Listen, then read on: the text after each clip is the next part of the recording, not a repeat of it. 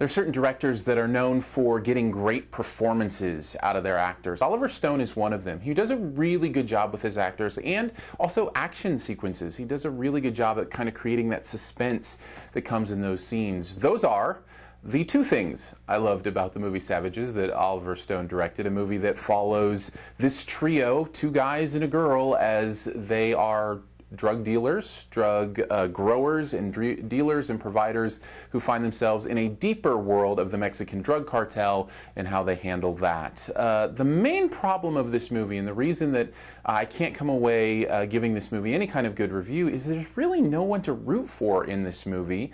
I kind of need, maybe it's just me, but I kind of need somebody I can get behind and somebody I can feel with and want them to succeed. And these three characters, as interesting as they are and as well acted as they are, some great performances here amongst those three, as well as some of the periphery ones that I'll get to specifically in a second. Even though those are great performances and they're great characters and they're interesting, I don't like them and I don't want to root for them. They're bad guys. There are no good guys in this movie. Now, the movie takes great pains to try to make them good guys, but at the end, they are, like I guess most in this movie, savages. That is what it's called. The specific performances I want to kind of go back to are the performances of Benicio del Toro, who is incredible in this movie, and John Travolta, who kind of gets back to his amazing self in this movie. His charisma on screen in this movie was absolutely astonishing. I also mentioned he does action scenes well. The action in this movie is engaging and suspenseful. It's also dark and violent, extremely dark and violent, I should give as a warning.